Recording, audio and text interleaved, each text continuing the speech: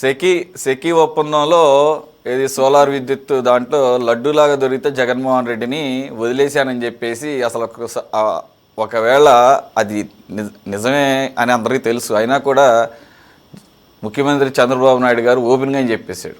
అంటే దాని అర్థం దీని వెనకాల అదాని ఉన్నాడు కాబట్టి, ఈ లింకులు ఉన్నాయి కాబట్టి, ఎన్డీఏ ఉంది కాబట్టి, ఎన్డీఏలో మేము ఉన్నాం కాబట్టి, మోదీ ఉన్నాడు కాబట్టి, మోదీ అదాని వెనక ఉంటాడు కాబట్టి జగన్మోహన్ రెడ్డి అదానీ ద్వారా ముడుపులు తీసుకున్నామని చెప్పేసి సాక్షాత్తు అంతర్జాతీయ స్థాయిలో ఎఫ్ఐఆర్లు నమోదైన యుఎస్లో రెండు ఎఫ్ఐఆర్లు కూడా కాదు, సారీ, ఛార్జ్ షీట్లు నమోదైనా కానీ నాకు లడ్డూలాగా దొరికాడు జగన్మోహన్ రెడ్డి అని అన్నాడు. అంటే వదిలేశానని చెప్పేసి చెప్పకనే చెప్పాడు. మరి ఇక్కడ కూడా అంతే కదా. మీరు వేసినటువంటి సిట్లో జగన్మోహన్ రెడ్డి గారి పేరును 2 చోట్ల ప్రస్తావించి the proceeds reach to the highest authority person Jaganmohan Reddy అని చెప్పేసి ఛార్జ్ షీట్లో మెన్షన్ చేసి కూడా ఉంది. మరి కనీసంగా పిలిచి విచారణ, సరే ఆయనకు పోయాయా లేదా తర్వాత విషయం, కనీసం పిలిచి విచారణ చేయలేనటువంటి పరిస్థితుల్లో ఎన్డీఏ గవర్నమెంట్ ఉందా? అంటే ఎవరు కాపాడుతున్నారు? ఇప్పటికీ కూడా పైన ఉన్నటువంటి బీజేపీ కాపాడుతుందా? అటువంటి బీజేపీతో మీరు ఎలా ఎన్నాళ్ళని చెప్పేసి ఈ రకంగా సఖ్యతగా ఉంటారు? లేని కేసులు పెట్టమని ఎవరు చెప్పట్లా. స్కిల్ కేసు, ఫేక్ కేసు అన్నారు, సరే వదిలించుకున్నారు ఆ కేసుని. కానీ ఇది జరిగింది, ఇది రాష్ట్రంలో ఉన్న ప్రతి సామాన్యుడికి తెలుసు.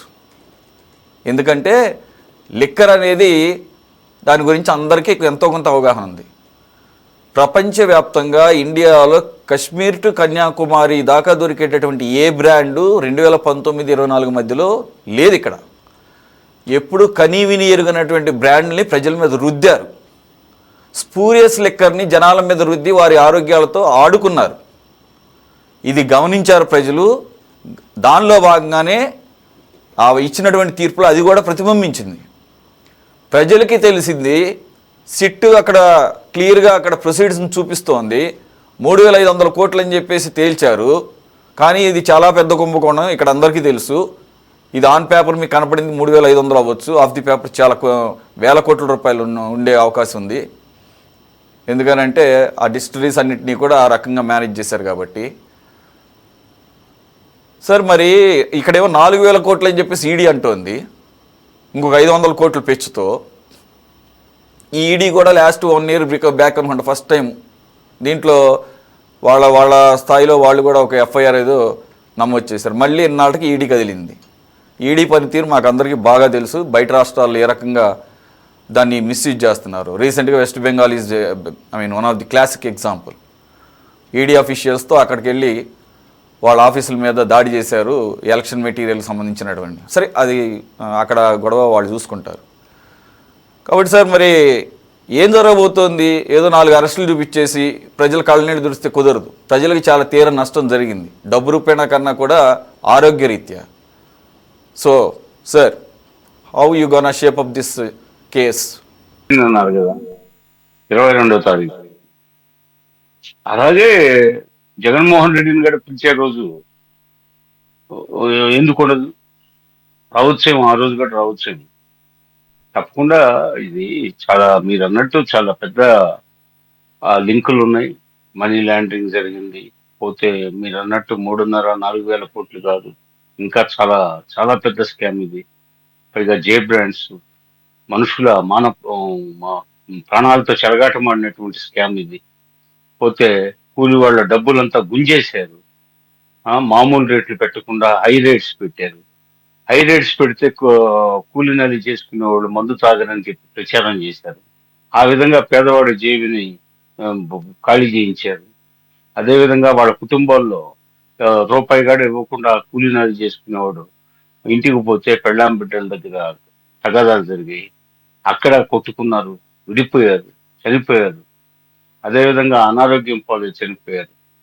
పోతే వీళ్ళ జేబుల్లోకి డబ్బులు పోయాయి. ఈ మిథున్ రెడ్లు, రాజకేశ్ రెడ్లు, బాలాజీ గోవిందప్పులు, ఈ విజయసాయి రెడ్లు, ఇది తిలా పాపం తలా పిడుకుడు. వ్యాపారాల దగ్గర, వాటాల దగ్గర తేడాలతో ఈ విజయసాయి రెడ్డి శల్యుడు, శకుని ఆ రెండు పాత్రలను కలబోస్తే ఉన్నటువంటి గుణగణాలు ఉన్న మనిషి. గుంటనక్క లాంటి వాడు. మొదటి నుంచి అతను ప్రజల్లో ఎప్పుడూ లేడు. ఏదో వాళ్ళకి ఆడిటర్ గా ఉండి రాజశేఖర రెడ్డి కుటుంబానికి ఆ విధంగా తెర వెనక చేరి రాజకీయాలు చేస్తూ, తర్వాత ఏదో స్క్రీన్ మీద రాజ్యసభ సభ్యుడిగా ఇట్లా వచ్చి కొన్ని జిల్లాలకు ఇన్ఛార్జిగా ఉంటూ, తర్వాత సజ్జల రామకృష్ణారెడ్డి ఇంకొందరు చేతుల్లోకి అధికారం పోయిన తర్వాత ఆ దుగ్ధతో తట్టుకోలేక ఏదో కొంత అసమ్మతి రాగాలాపన చేస్తుంటాడు అప్పుడప్పుడు. ఇప్పుడైనా మళ్ళీ చేరదీస్తే మళ్ళా మళ్ళీ మాట మార్చేద్దరు. వ్యవసాయం చేసుకుంటా అన్నాడు, మళ్ళీ మధ్య మధ్యలో వస్తాడు, వచ్చి ఏదో మాట్లాడతాడు, తన బాధను ప్రపంచం బాధ చేయాలనుకుంటాడు. ఆ మరి ఏదేదో మాట్లాడతాడు, వెళ్ళిపోతాడు, మళ్ళీ ఇంకో నెల రోజులకో 2 నెలలకో వస్తాడు, ఏదేదో మాట్లాడతాడు. ఆ అతను అదొక శాడిస్ట్ సైకో టైప్ ఆ విజయసాయి రెడ్డి. పోతే రేపు ఈడీకి కూడా ఏం చెప్తాడో చెప్పడో ఏంది ఎవరికి తెలుసు. పోతే కొన్నాళ్ళు చూస్తారు, చూసిన తర్వాత వాళ్ళ మీద పూర్తిగా అవగాహన వస్తుంది, తర్వాత ఏం చర్యలు తీసుకోవాలో తీసుకుంటారు. అట్లాగే జగన్మోహన్ రెడ్డిని కూడా ఎఫ్ఐఆర్ లో 2 వాక్యాలు ఆయన గురించి కింగ్ పిన్ ఆయననే అర్థంలో ఆ, నివేదికలో పొందుపరిచారు కాబట్టి పిలిచే రోజు వస్తుంది. పోతే ఈ రాజకీయాల్లో ఇప్పుడు విజయసాయి రెడ్డి ఆయన నుంచి బయటపడతాడు అనుకున్నావా, ఆయన దూరం అవుతాడు అనుకున్నావా, మరలా ఇప్పుడు దగ్గర కావచ్చు కాకపోవచ్చు. అలాగే రాజకీయాల్లో ఇప్పుడు ఆయన చేరదీస్తే మళ్ళీ మాట మారుస్తాడు విజయసాయి రెడ్డి. ఇప్పుడు జగన్మోహన్ రెడ్డి చేరదీయడు ఇంకా లాభం లేదనుకుంటే మళ్ళీ ఇంకో రకంగా ఉంటుంది ఆయన అభిప్రాయం. ఇవన్నీ మన పెద్దలు సీనియర్ జర్నలిస్ట్ లక్ష్మణరావు గారు కూడా వ్యక్తం చేశారు. కాబట్టి నిలకడలేని వాళ్ళు వీళ్ళు, ఆశయాలతో రాజకీయాల్లోకి వచ్చిన వాళ్ళు కాదు, సంపాదన కోసం వచ్చిన వాళ్ళు. పోతే ఏదో పెత్తనాలు చేయడానికి వచ్చిన వాళ్ళు. వాళ్ళకేమి వ్యవస్థ మీద ఆ, సంపూర్ణమైన అవగాహన ఉండదు, ఆశయం ఉండదు. వాళ్ళ బొజ్జ శ్రీరామ రక్ష అనుకునే మనస్తత్వం కలిగిన ఈ బాపతగాళ్ళంతా చేసే పనులు ఇవి అన్నమాట. అవకాశవాదం ఉంటుంది. ఏరు దాటేదాకా ఓడమల్లయ్య, ఏరు దాటిన తర్వాత బోడి మల్లయ్య అన్నట్లు ఉంటుంది వీళ్ళిద్దరూ అంతా. ఈ విజయసాయి రెడ్డి రేపు 22వ తేదీ ఈడీ పెర్ఫార్మెన్స్, మరి వాళ్ళు ఏ విధంగా మరి ఆయన నాకు జ్వరం అనొచ్చు, లేకపోతే ఇంకో జబ్బు చేసింది, లేకపోతే ఏదో పెడతాడు, హాజరవుతాడని నమ్మకం కూడా ఏముంది ఇలాంటి వాళ్ళతో. ఏదో వాయిదాలు కోరుతాడు, లేదు హాజరైతే ఏం చెప్తాడో చూడాలి మరి. అట్లాగే జగన్మోహన్ రెడ్డిని పిలిచే రోజు కూడా రావచ్చు. ఇట్లా చాలా లింకులు అనేక మంది ఉన్నారు ముద్దాయిల దాంట్లో, నిందితులు ఉన్నారు. ఆ జాబితాలో ఒక్కొక్కరిని ఇచ్చేస్తున్నారు. ఇది ఎన్నాళ్ళు జరుగుతుందో చూద్దాం. పోతే మొత్తానికి పెద్ద స్కామ్.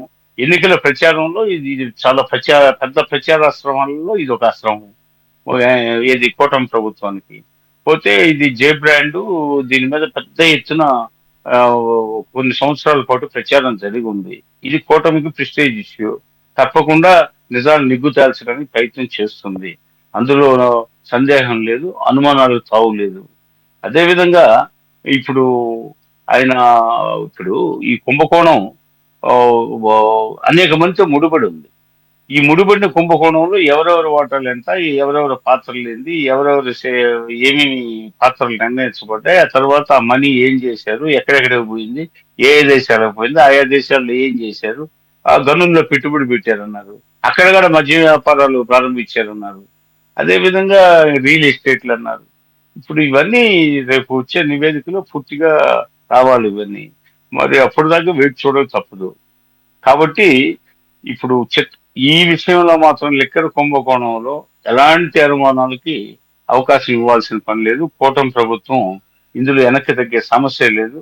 ఇది పూర్తిగా కూటమి రథసారథి చంద్రబాబు నాయుడుకి సంబంధించి ప్రెస్టేజ్ ఇష్యూ. ఆయన పదే పదే వందల డయాస్ల మీద ఈ లిక్కర్ కుంభకోణాన్ని ప్రస్తావించాడు. అదేవిధంగా బాధితులంతా లోకేష్ బాబు పాదయాత్ర అప్పుడు కూడా చాలా మంది మొరపెట్టుకున్నారు. కుటుంబాల్లో జరిగినటువంటి ఇబ్బందులు, అదేవిధంగా మరణాలు, అదేవిధంగా హాస్పిటల్ ఖర్చులు, అదేవిధంగా పోతే ఈ మద్యంతో కుటుంబాల్లో ఎలా చిచ్చు తగి రగిల్చారు వీళ్ళు. ఎక్కువ ధరలు పెట్టి ఇంటికి పైసా తేకుండా, ఆ ఇంటికి పోతే పెళ్ళాం బిడ్డల మీద ఎచ్చుకుపడ్డం, ఆ ఇట్లా గొడవలు ఇవన్నీ ఏకరువు పెట్టిన సందర్భాలు ఉన్నాయి.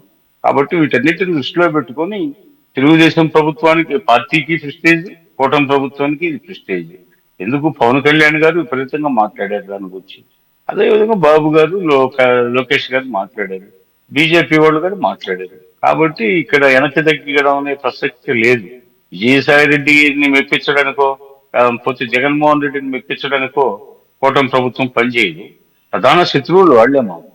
పోతే ఈ విజయసాయి రెడ్డి స్వభావం నడవడికే తెలిసిన ఎవరు కూడా ఆయన్ని పార్టీల్లో చేర్చుకోరు. ఆయన ఆయన కథం ఆయన. పోతే దేనికి పనికిరాడు. ఆయన ఎవరిని ప్రభావితం చేయలేడు. నాలుగు ఓట్లు తేగలిగిన శక్తి ఉండేవాడు కాదు. ఆయన నెల్లూరు జిల్లాకు చెందినవాడు. ఆయన ముత్తుకూరు, అదే మన కృష్ణపట్నం పూర్తిగా అత్యంత సమీపంలో ఆయన గ్రామం ఉంటుంది.